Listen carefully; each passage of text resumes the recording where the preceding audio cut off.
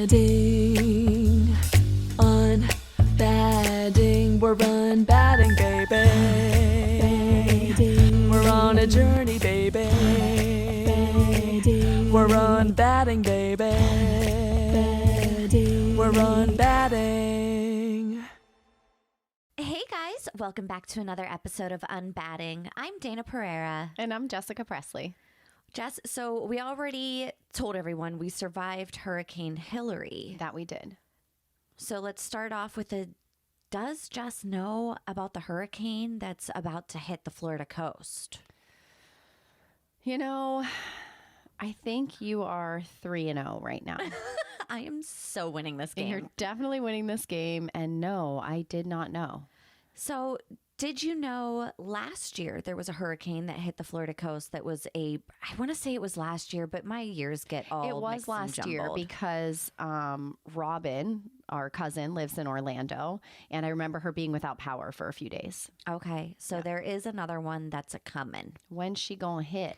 I want to say like tomorrow or the next day. I really don't know. I should have been better at this. Does she know? Well, I hope it's not bad. I hope it's not bad too, because the last one was pretty devastating. Yeah, but it it was pretty bad. makes me think like Mother Nature's on a fucking rampage lately. Well, I mean, do you blame her? No, she's got don't reason to either. be pissed. She's pissed, and I understand. I got empathy for Mother Nature. She is trying to get her message out, and, you know, we got to start listening. Well, she's trying to regulate. She's like, guys, I had a whole fucking ecosystem going. Shit was strong. It was going good. It was real good. And then the humans went and fucked it up. These damn humans. And I recognize that, you know, there's turnover and there's, you know, things adjust and shift and go as they may, but we're really speeding it along for her. I mean, all I think about is like the dinosaurs. Yeah. And I'm like, are we the next dinosaurs? Well, honestly, if a meteor is coming to take us all out, I just hope it hits me first. Yeah, same. I definitely don't want to live like post-apocalyptic bullshit. No, but okay, so another, does she know? I don't know. We already know the answer. Have you watched the movie with Leonardo DiCaprio called Don't Look Up? No. Jess. Nope. It's an older movie now. And by older, I mean it's a couple years old at this point. But it was very on par with almost our political environment, where there is a meteor coming towards the earth rapidly. A bunch of people are saying, hey, bad shit's about to happen. And half the people don't believe it. And they're just like, you guys are crazy. And they just like go on living their life. That sounds oddly familiar. Right? There's like, it was very separating in the movie. There was the believers that the meteor was coming and the world was ending. And then there were the people that were like, you guys are insane. Nothing's happening here. Like, So, like, here's the thing, though. If a meteor is coming to take us all out, I might want to be in the camp of disbelief just to enjoy my last few moments here on Earth in oblivion. Because if it comes and takes us out, we are all experiencing the same thing, regardless of what we believe ahead of time. So, like, why panic ahead of time and freak out? The end result is the same. I think the point of the movie was because you could do something about it. Well, I didn't take that into consideration. I didn't realize it was stoppable. But I mean, spoiler alert, if you're really into 4-year-old Netflix movies, the meteor hits Earth and just obliviates everybody. So in that case, I still stand by my argument. I would rather not know. I would rather be in the camp of disbelief. And in fact, I think that that's a really good understanding for everybody as to why I live my life under a rock, because I sometimes choose just not to engage. So yes, understandable, but I know that you're also in the camp for change and let's make things happen. And in True. stuff like that, you can't live under a rock. True. You have to be like out there doing stuff. Yeah, you got to be like boots on the ground. Amongst like the people. Yeah, I mean, as long as they're like my people, I'm with them. I'm like, yes, change. I've found myself saying it is too people-y out there. How's the weather? People-y. I know Joe like wants to go to these big concerts and he wants to like do all of these things. And I'm like, God, that feels like a lot of people. It does sometimes feel like a lot of people, but when I get trapped in that like, oh, too many people things, I realize that I miss out on some fun. And it was very apparent to me when you and I did a little outing last week that like sometimes people are fun. And those people are me. I am so fun. You were super fun. You were super fun. I had a great time. I was living my best life. I had a great time. You know what? You declared your 40s the decade of fun. And so we go out to dinner last week. And to my surprise, As mine. Jess, after dinner, is like, let's go down to the Lamplighter, which is a karaoke bar right next to the restaurant that we were at. And I was like, oh my God, I totally did not Uber here. All right, let's go. Doing this. Well, you know, you were the one that really encouraged spontaneity. And so when I was pulling up to the restaurant and we were sitting there and we were having a chat and it was, you know, it was getting loose. Yeah. I was feeling loosey-goosey. I was like, Lamplighter, here we come. It's happening. It's a good thing you had cash. I know. Yes. But it was really, really fun. We like crashed some girl's birthday party. Definitely. They invited me up to sing and dance with them, which I think they immediately regretted when I started acting the way that I did. I think they did. They were like, oh my gosh, you're so amazing. Then they were like, oh, fuck, why'd she get up here? Get this girl off the It was stage with wonderful. us. It was so great. I loved every second of it. It was very fun. That would be a prime example of me not pleasing people. They were displeased with me. They were displeased with you. But now that begs the question, were you people pleasing me by going to the Lamplighter? Did you feel a deep resistance when I was encouraging you to go? No, I didn't feel a deep resistance at all. The only thing that my mind went to was, man, I thought that I'd be able to drive today. And then I was like, I gotta watch myself. Jess is gonna be a party animal. I'm gonna have to start Ubering. I know. That's what you call a role reversal. Up next on UnBadding. So that brings us into our topic for today. It's all about people pleasing. And for the person that is doing the people pleasing, it can feel not so pleasing. Yes, it definitely feels not so pleasing. I feel like I know instantly I've learned how it feels in my body immediately whenever I've crossed my own personal boundary by saying yes to someone else when really inside I meant no. I'm always wanting to know, like, why do I do certain things? And luckily for the world right now, you can just go on to Instagram, put in a hashtag, and 17 different therapists and life coaches will tell you that it's probably your childhood trauma. It always goes back to childhood. It does, but people pleasing in general really does start from your childhood. In fact, I put in the hashtag Mel Robbins pops up. Now I love me some Mel Robbins. Me too. She's so great. She's so good. And the first thing that pops up is this meme that says people pleasers start as parent pleasers. Yeah. And that really hit. I was like, yes. I mean, even if the parents aren't trying to make their children please them, Right. it's a very like strong animalistic need / want Yeah. to please your parents. You're like, I need you to love me. Please don't abandon me. What can I do? Right. And I think that, it comes from a very natural place of wanting to feel love and acceptance from the people who it matters most. And so that deep desire to please your parents comes from the deep need to feel loved. And it also comes from a need as a child when you are unable to control the environment around you, but you need it to feel safe, to feel good.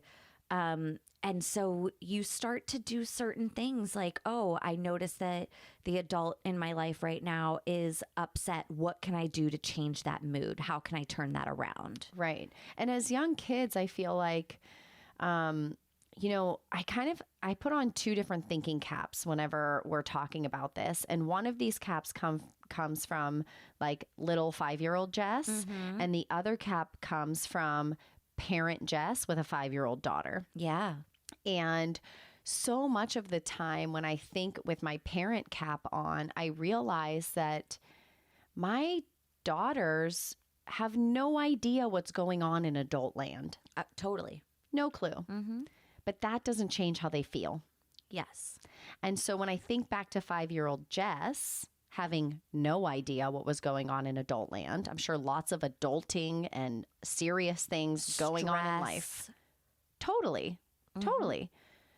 It didn't change the need that I had in those moments, same as it hasn't changed my daughter's need. Doesn't matter what's going on in my life. Doesn't matter if I'm stressed. Doesn't matter if I'm hormonal. Doesn't matter if my husband and I are fighting. Doesn't matter if, I lost a client. Totally. Like, none of that matters. All they need is that feeling of safety and love and security. Like, I feel secure here. I know I'm safe here.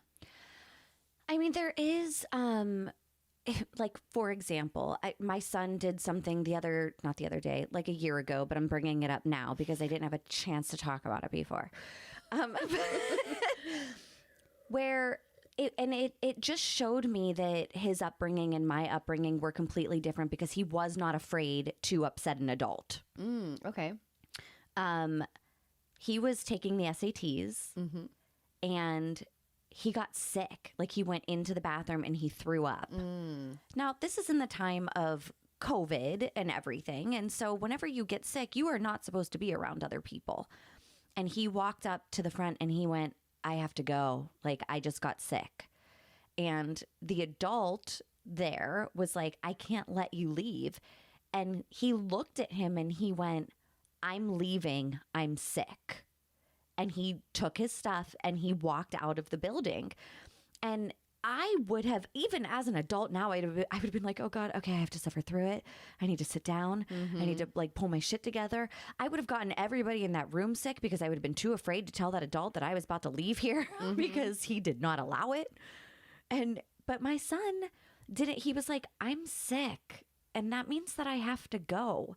And I know that you're an adult, but that doesn't mean that you get to tell me how I feel in my body right now. And he took off. He didn't take the SATs. Wow. He didn't need to take the SATs because he was going to a community college. But I was like, there were times where he wows me. Yeah, that is a pretty profound story. It actually reminds me of a story that I read in a book by Glennon Doyle. And she tells this story about like when she was in a heated yoga class and she's like suffering and she's dizzy and she's like ready to pass out. And it's like the door was right there, but she couldn't walk out. Yeah. Because she was so paralyzed by this need to please, by her need to stick it out. Instead of sticking up for herself first, she put the needs or the expectation of someone else in front of her own needs.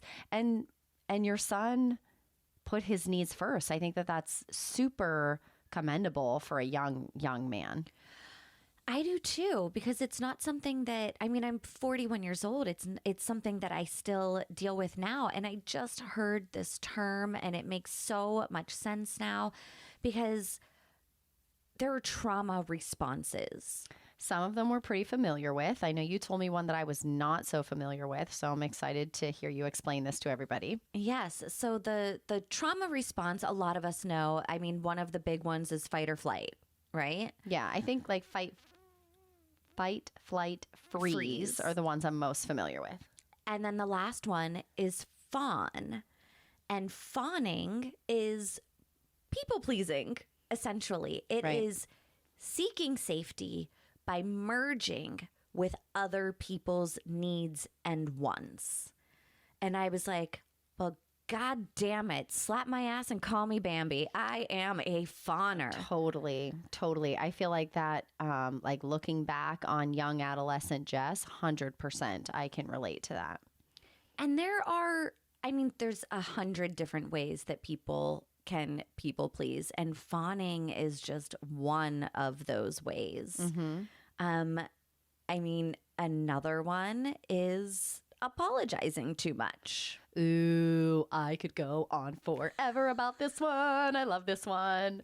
The over apology is one that is like deeply rooted in my soul.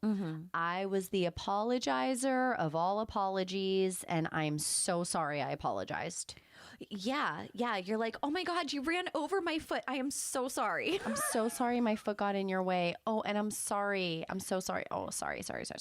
Are you late for work? I'm sorry. You know what? Let me just drag my foot out from under your tire and you can be on your way. I'm so sorry. You know what? My texting habits are so hilarious because I will write out a whole text and then I will go back, review. Yeah. And then I'm like, no. Oh, so sorry. I haven't gotten back to you sooner. Nope. Burp. And you know what I've replaced that with that is magical? And you can all use this because it is magic. Okay. You don't say, oh, I'm so sorry it took me so long to get back to you. You say, thank you so much for your patience. I've been meaning to get back to you. Okay. Right? So instead of apologizing for something, because you know what apologizing does? Apologizing makes somebody else respond to you and like oh, it's okay. Don't worry about it. It does this. It puts this person up here and you down here. Oh, I'm so sorry I didn't respond in a timeline that might have been acceptable to you because you are so much more above me. And I'm down here. So it puts you in a hierarchy. Interesting that you say that because my personal feeling towards it is the opposite. I feel like instead of, like, let's say, for instance, I come to your house and you've done this before. Instead of me saying like, oh my gosh, I'm so sorry. I know I'm such a pain in the ass and everything that you have to do is vegan. Oh, I know I'm such a terrible inconvenience. I'm sorry. Right? I take credit away from you.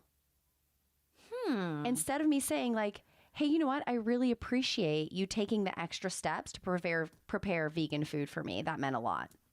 Interesting. Don't you see like the paradigm shift there? I can see it. I still feel, and I think it's just a perspective thing. Like I'm so used to putting people above me. I'm always very, very low, a back burner, bottom rack. Like if I were at a Trader Joe's, I'd be $2 Chuck, you know, like It had a time and a place. it was fun, but Was not quality. You are quality people, so you need to raise your shelf. I do. But yeah, so that was always kind of the way that I looked at things. But I also recognize that not everybody has this low self-esteem that I have, which also is another reason that people please. Purple people eater people pleasing. I am kind of wearing purple. Yeah. Please don't eat me. But it's just, you know, a perspective thing, I think. Yeah, I could see that. I could definitely see that. But I do feel like for me personally, over apologizing and making excuses was something that was like really into my people pleasing habits, right? So instead of just saying like, oh, not going to be able to make it, have a great time, I would have to over explain and give you an excuse as to why I can't do it and give you like my whole list of things and then feel guilty and bad as to why I can't commit to the thing that you asked me to do. Been there so many times. Can't even explain how many times I've like written out a total fabrication of life and then had to delete it and go, just say no. Yeah, that's a big one for people pleasing is the inability to say no. And then coming up with an excuse. And sometimes the excuse isn't even honest. Sometimes it's like a little white lie, right? Like, sorry, the kids are sick, not going to be able to make it. I'm like, no. You live your life by a higher standard than that. You don't make up a lie about something. You can just say no and give no excuse, or you can be honest. Those are the two choices. Yeah. Well, because we're afraid to be honest because at some point that means that maybe somebody won't like you.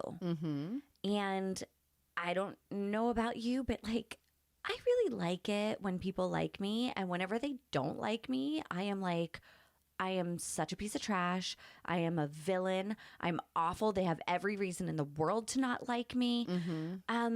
Instead of just being like, you know what? I'm not everybody's cup of tea. Right. I say dicks a lot. Not everybody likes that word. Not everybody likes the word dick. So I have to just recognize that there are billions of people on this planet, and it is impossible to have every single one of them like you. Right. And so that goes into another thing for me about like a characteristic of a people pleaser. And that is like kind of being a chameleon and shifting your personality and your preferences and who you really are based on the people that you're around.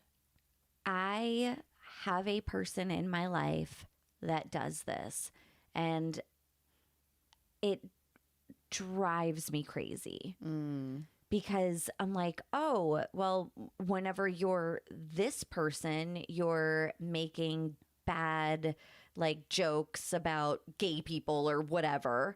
And then whenever you're over here, all of a sudden you like the believe ally? in the same. Yeah. And I'm like, that just doesn't vibe for me. Like I, especially when it comes to big issues like that, like I need you to pick a fucking lane.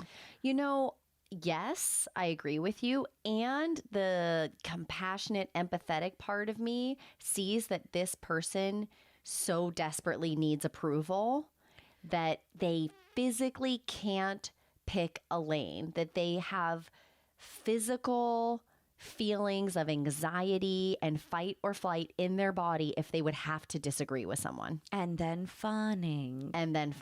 They So- have to merge with the person that they are around to make it feel safe to them. Exactly. And then also they're not able to like say what they mean and mean what they say. They have to agree with people even whenever they don't agree. And that's another one that so you said it the other day, and I have said it also before, but we are recovering people pleasers. So as a recovering people pleaser, I recognize that I still do some of the things, and I also have awareness about them, and I also try not to do. Like, I have taken steps to move in the other direction from people pleasing. Not there yet. Right? Baby steps. Yeah. But it's different being a blind people pleaser, because when you're a blind people pleaser, then you're also a victim. But whenever you are an aware people pleaser and you know that you're doing it, it gives you an opportunity to set a boundary, and it gives you an opportunity to learn and gives you an opportunity to grow. One of the things for me that I have learned as like an automatic body response, whenever I have like just like so much energy behind a feeling toward someone in a certain situation, most of the time it's because I have not withheld my own personal boundary. Totally. And I mean, we all know the yes people, right? There are people that say yes to everything, no matter what you ask them. They're yes people. And being a people pleaser is more than just doing nice things. It's like you physically feel like you have to do something to feel safe. And I feel for yes people because you should be able to say no and still feel safe. You should be able to say no and still feel safe. And I respect that it's a process and it's something that you have to practice. So I feel like if you feel this resonating with you, start practicing on some really small things. Very small boundaries. I used to be a yes person. My boss would say, "Can you stay late?" Yep. Yes. And culturally, it's like you were kind of like expected to say yes, expected to pay your dues. Well, so whenever I had left my escrow job, there was a time where I was a temp and I was coming in at 6 a.m. and leaving at 6 p.m. And I didn't have health insurance because I was a temp. And you had kids at home. And I had kids at home. And I would watch my boss walk out the door to go watch her son do whatever it was that he was doing. And I would have 2 kids that needed to go to baseball practice. But somehow I was a piece of shit if I wanted to leave and take my kids to baseball practice or go watch a game. Now, they made it seem like, oh, yeah, it'll be totally fine. And it would be fine if you come in at 6 o'clock the next morning and make up the work that you're missing. Right. And whenever I left that job, I made it clear, like, I need to spend more time with my kids. They're only going to be this little for however long. And I got brave. And I went in there and I said, I'm giving you a month's notice. And I trained the new person. I closed everything. I left it on what I thought was the best of terms. And whenever I tried to get a job with like an independent notary company that used our escrow company, that boss told the owner of that company, if you hire her, I'll never use you again.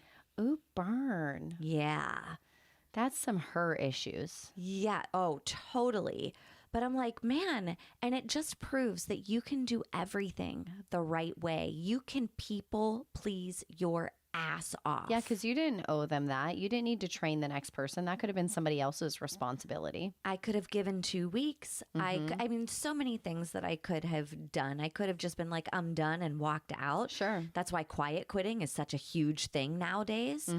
But I didn't do that. I quit the quote unquote the right way.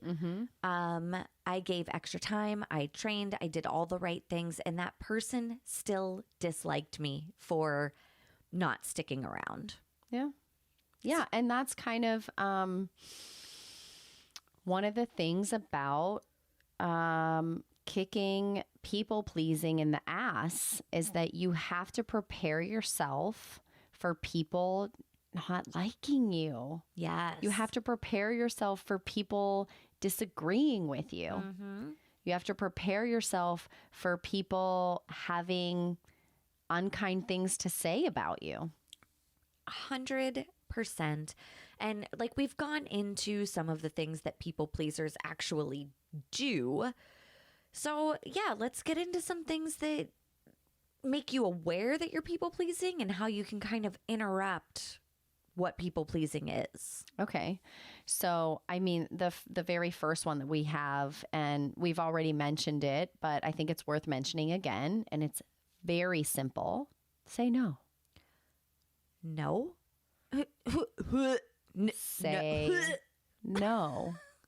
That was a very hard one for me to learn. Very, very hard. I was a yes to everything. In fact, you didn't even have to ask me. I would volunteer. I will offer. I will offer.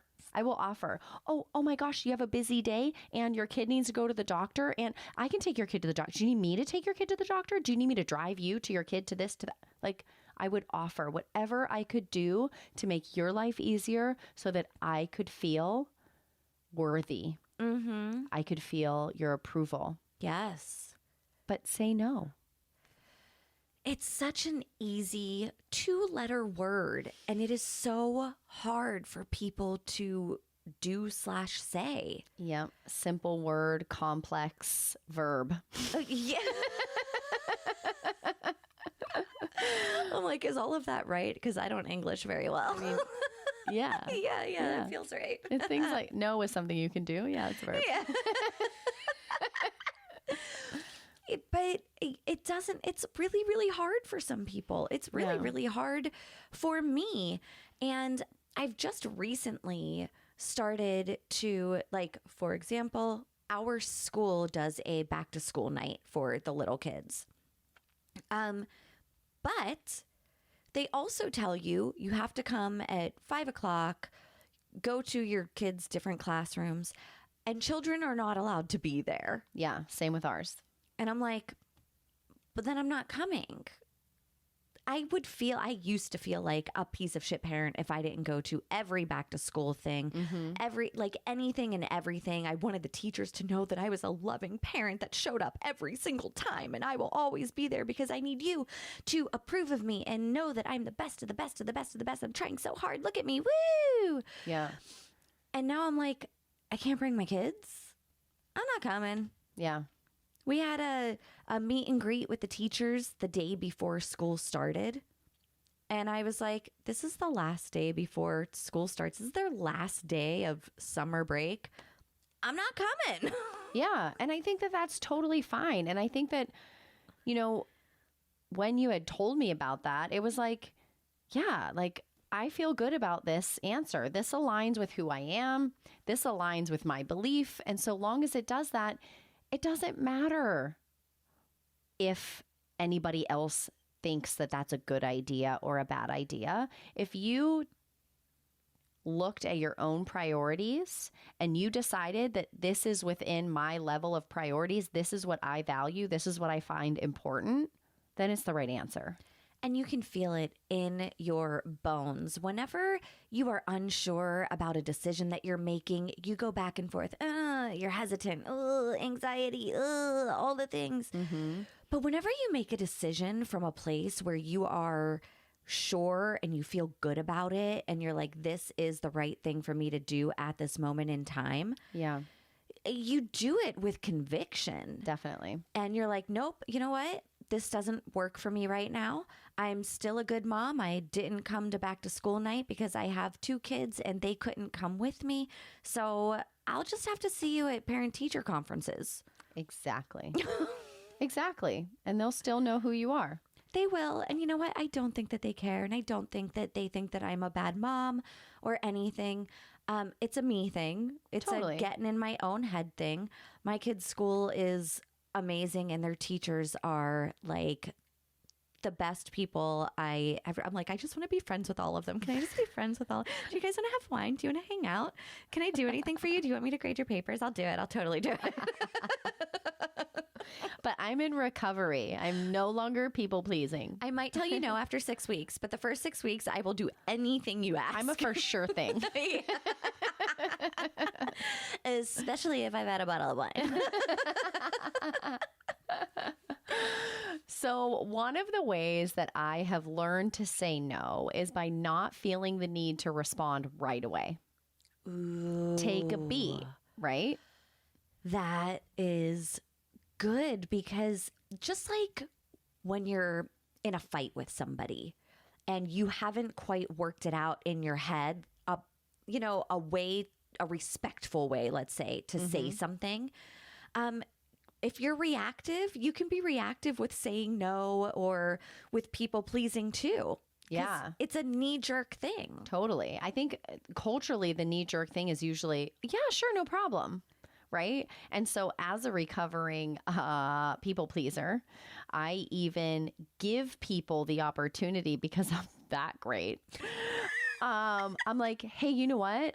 When I ask somebody something, so for instance, today I have something going on with one of my daughters after school tomorrow, and I need to take her to an appointment where there's going to be like an hour and a half that's going to lapse. And so I asked one of my other daughter's classmates / friend, like that lives by the school, hey, if your girls don't have anything after school tomorrow, can my daughter come over for like an hour and a half or so and play? And then I'll come pick her up, explained what I was doing. She was like, oh, yeah, definitely. And I was like, no, take a minute and think about it. Like go home, talk to your husband, think about it, think about what you have going on tomorrow, and then text me and let me know. Yeah. Because I know sometimes that there is a pressure, especially face to face. Ooh, I feel like through text, at least you can like pause, Oh, they didn't can't read your face right away. Right. So when I'm face to face with somebody, or even on the phone, I'm like, hey, you know what? Take a minute to think about it. And like before you commit, take some time and then let me know. Well, see, this is where I get very confusing and complex as a person. Really depends on like what the moon phase is. It's if I'm getting my period. Did I eat a healthy snack today? Or, like, am I hydrated? Is my ponytail too tight? Like, there's so many things. So many that go into factors. it. So on one hand, if a friend is like, hey, do you mind helping me out with this? I could very easily and genuinely mean it. Like, yeah, no problem. I got this. Let me help you out. And then on the other hand, I could very genuinely just be brown-nosing, people-pleasing, when in reality, I'm like, I haven't gotten a nap today. I'm not hydrated. I have a fucking headache. I want nothing to do with another person's child right now. Right. Or maybe you said yes on a Wednesday for a Thursday, and then Thursday comes around and you're like, why did I agree to this? Yes. So, I mean, it really depends, on what the stars are doing or my hormones are doing, if my husband has pissed me off, if my kids got enough sleep. Like, so many factors go into it. So many factors. It's really hard to trust that, yes. It's my 100 personalities that, and you know what? 20% of them are going to say yes and mean it. 20% of them. That's it? Just 20%. So you're 20% away from full recovery? No, I mean 20% is going to like 80% is, wow, way to math, Dayna. 80% is going to say yes, but not mean it. Yes. So I'm 80% away from full recovery. Okay. So we're working on it. We're getting there. Yeah. All right. I'm Baby going to be steps. sure to double ask you from now on and be like, you have an out. Yeah, well, see, that's the problem with this podcast too, is because whenever You put yourself out there. I talk about all of this stuff, and then later on, like anybody that knows me that listens is like, so I heard your episode, so I'm not going to show up at your house unannounced because I heard you're going to call 911. And I don't want that to happen. Yeah. And also, I wanted to know if we could carpool next week, but don't feel pressure to say yes right away. Take a beat, take a moment, take a breath. Here's some water. You should loosen that your ponytail. Catch me when my hair is down, all right? But the other thing, and we talked a little bit about it, is stop with the excuses. If you don't want to carpool with somebody, or you don't want to go to that dinner, or whatever it is, just be like, no, thank you. Right. No thanks. Cut. The end. The end. Right. You don't owe anybody a detailed explanation. No, you don't. But there are some ballsy ass people out there, and they'll ask, why? Why? Oh, yeah. I don't like those people. I know. Because people pleasers hate confrontation. Ah, the C word. The C word. The other C word. Not the one you're thinking of, but the other one. Confrontation. Yes. Yeah, it's a tough one, especially whenever you are planning on confronting someone about something. You know it's an issue that needs to be talked about. It's something that has to come up. It's like gives opportunity for all that anxiety to build inside. Wow. Thank you for describing my last week. Simpatico. Yeah, it does. And I mean, confrontation for me, I will think about it. And this goes back to the delayed response also.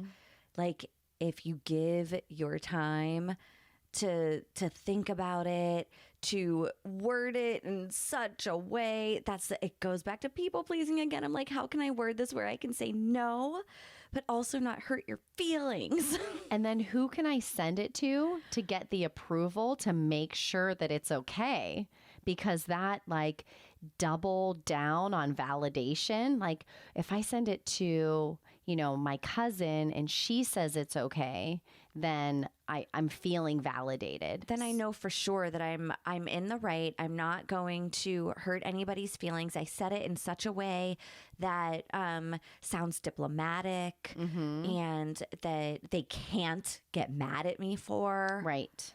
And so this feels safe. This person said it was safe, so I can go ahead and full send now. Full send. But then you full send and panic. Because, confrontation. Confrontation, and that person's in your corner. Of course, they're going to tell you, yeah, that sounds great, because they know that you needed to tell this person no, and they want you to stand up for yourself because they love you. So they didn't really give me the right advice. They told me that this was fine, but it wasn't fine. I'm really, really panicking now. Yeah, I mean, gosh, it's so layered. I have definitely and will in the future 100% be like, call my husband. Can I read you this? Tell me what you think. Yeah, or like you reread it yourself 4,500 times. And that's just before you send it. After you send it, you reread it again. Because it changed after you hit send. It must have some way, somehow. It definitely changed after you hit send. You're like, let me just go back and double check. Yeah. Because what are you going to do once it's sent? It's sent. Well, I mean, Apple has that cool new feature where you can unsend. Unless they already like don't have read receipts because they're cheeky little bastards like me. Oh, yeah. Yeah, I do that also. But I mean, there are people on Instagram that will send me a message. Ooh. And if I'm on Instagram, I will see it come through. Oh, yeah. And then they'll panic. And then it's gone. And unsend the message. Oh, I've definitely had that. And I'm like, okay, saw it. What's going on here? And then I'm like, okay, well, now you make me feel uncomfortable, because why do you feel like I'm the kind of person that you need to unsend a message for? Girl, you need to jump right out of that head of yours. I can't. Get out of there. Locked in. I cannot escape. I have tried.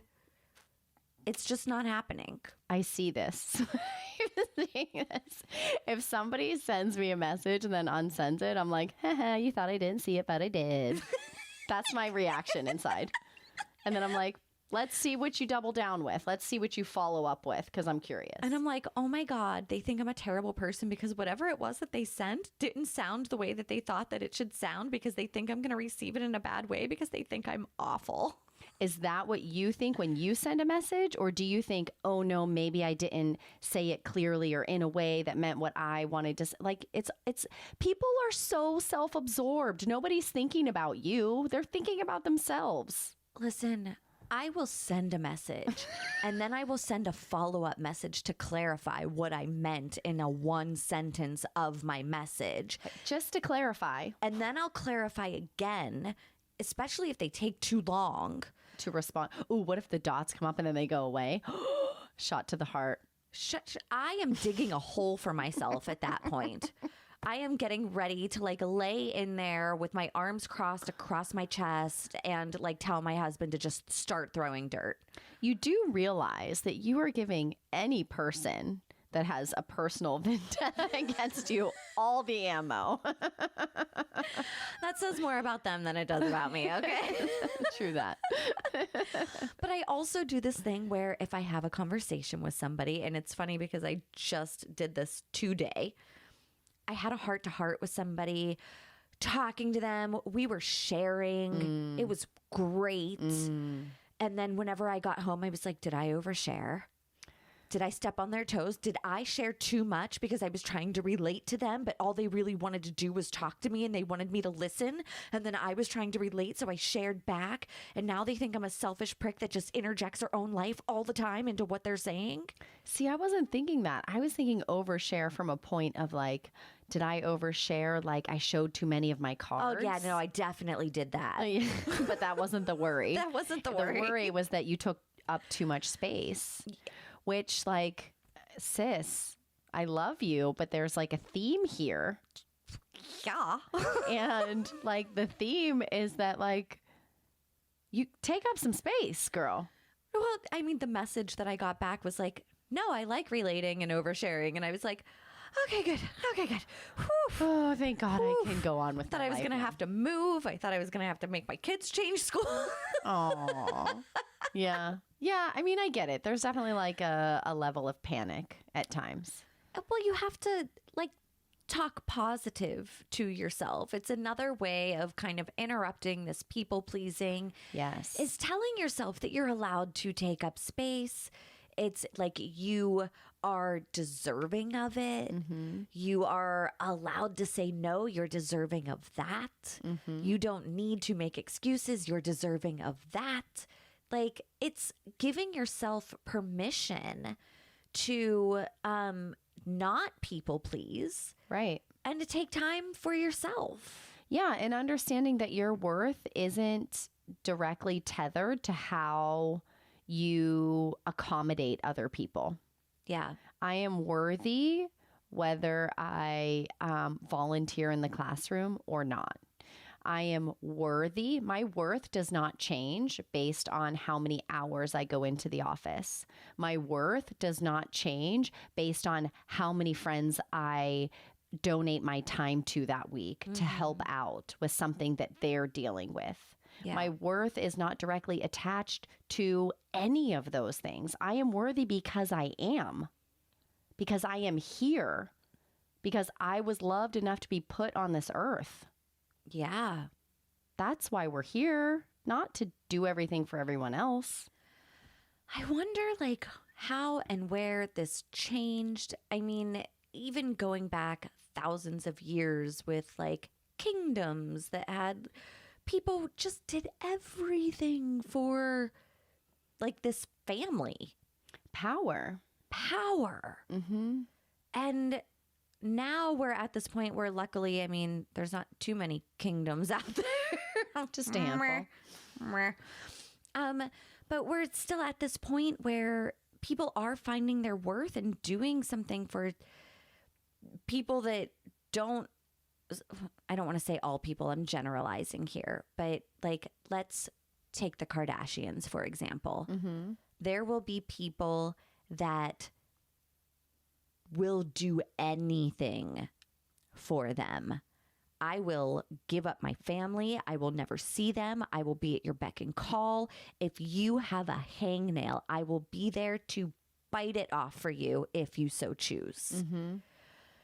But why? Like what is the worthiness, validation, exchange there? It's just because you're getting the attention of somebody that you see as higher than you, more powerful than you, more popular than you.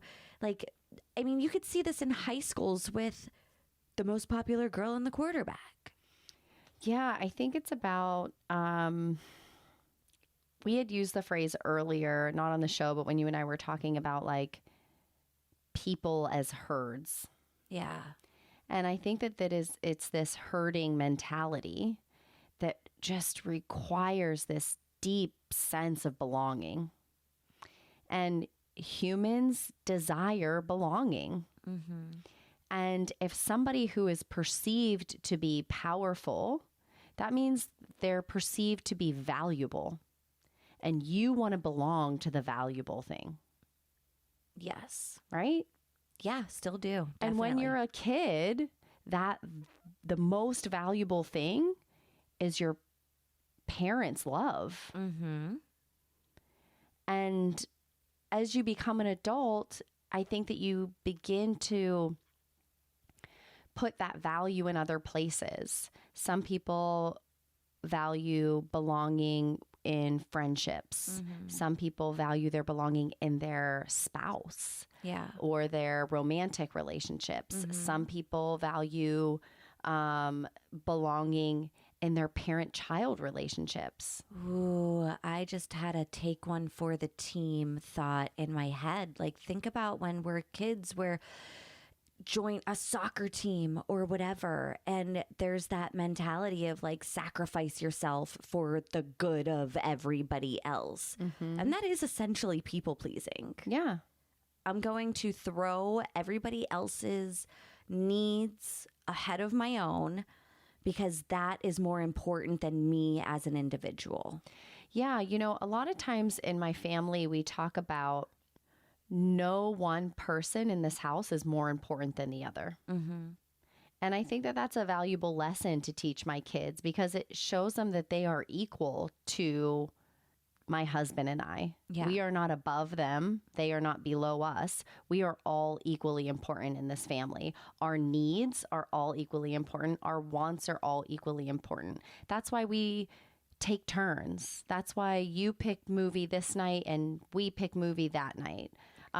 It's not just, we're not going to overvalue one person's needs in front of another. It doesn't matter who's the squeaky wheel or who's complaining the loudest or who wants the most. So let me give you a scenario and tell me what you would do. Okay, I'm ready. So I am going to a cabin. It's not a cabin. It's a lake house. That is definitely not a cabin. I saw pictures. It's not a cabin. I wanted it to be a cabin, but now my whole family's going, so it's a lake house. And my daughter immediately says, I get to pick the first room. Okay. And I'm like, okay, so in the scenario of everybody's equal, we're not above our children, it would be like, okay, and then at the next house I get to pick, and then at the next one Jonah gets to pick, and at the next one Mason gets to pick.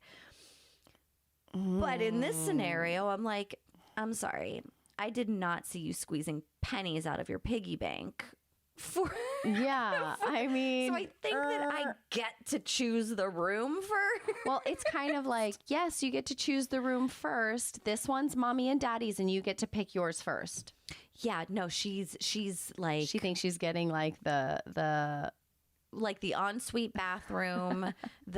She thinks that master suite is hers. Yes, and hers alone. And I'm like, so it is. It's, I don't know, it's such a dynamic to think about whenever you are still trying to make your kids feel like they are an equal. But then also you have all of these scenarios where they're not at the point where they can take care of themselves yet. I mean, I'm still wiping asses and washing hair and, without me, you don't survive. Right. Which is why you need a good night's rest to keep everybody alive, and you should have the best room. A good night's rest and a loose ponytail. Yes. Yeah. But that is and then as they get older, they get a little bit more responsibility. They get a little bit more of, but they also have to take on the responsibility, take out the trash cans, earn your way in the family to make it equal. Because, I mean, let's be real here. I'm doing the brunt of shit. You're doing the brunt of the work, yes. And I think that, boundaries. Wait, I'm so bad at You're those. people pleasing your daughter. Yeah. Are you kidding me?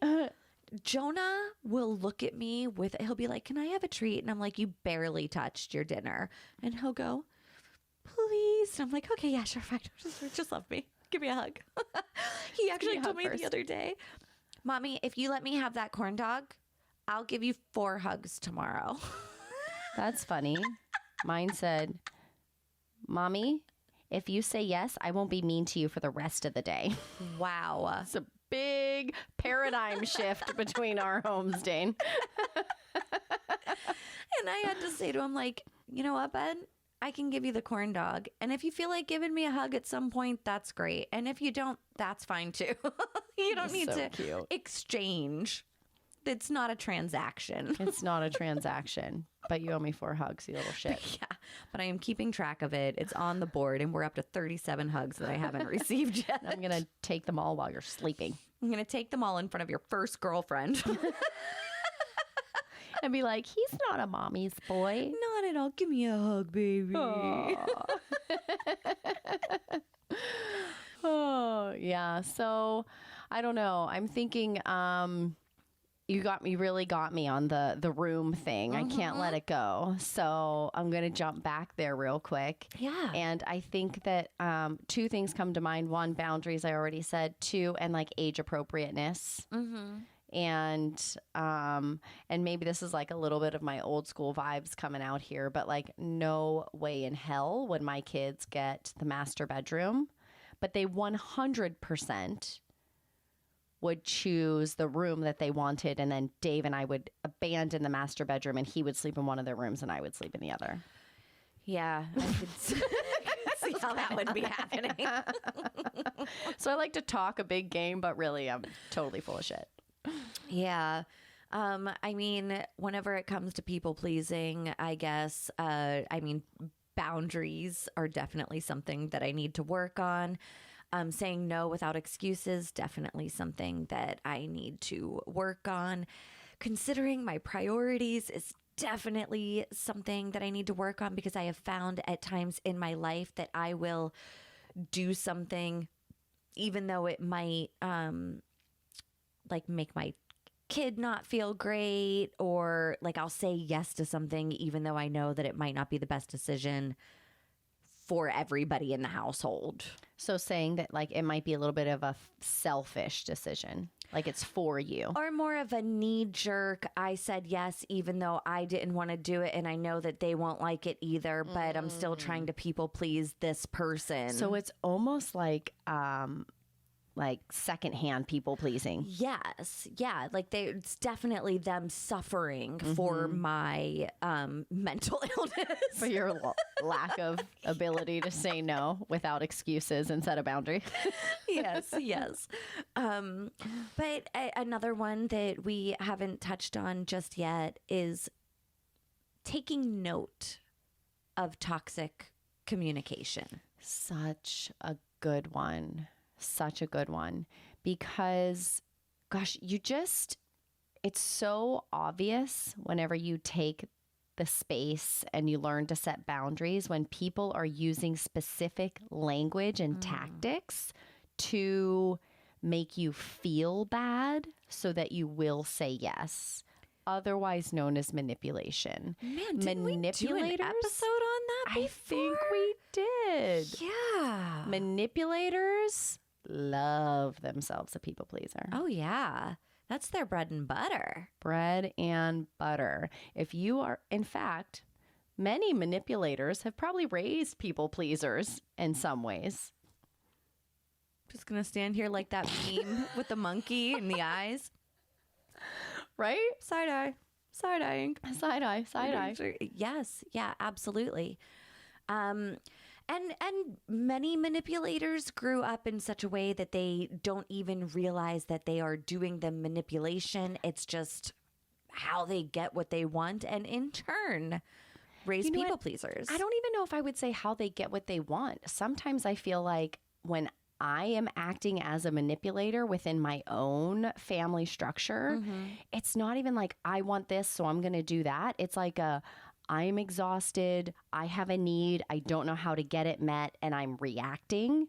And that is a way of manipulation. And sometimes I'll call myself out. I see my daughter behaving in a way that's like, what can I do to make mommy happy? Mommy's in a bad mood, or mommy's grumpy. Yeah. And God, that hits home so hard. And I'm like, oh gosh, she's trying to appease me because she's uncomfortable with my mood. Well, so here's the thing. I think there is a level of people pleasing in everybody. Sure.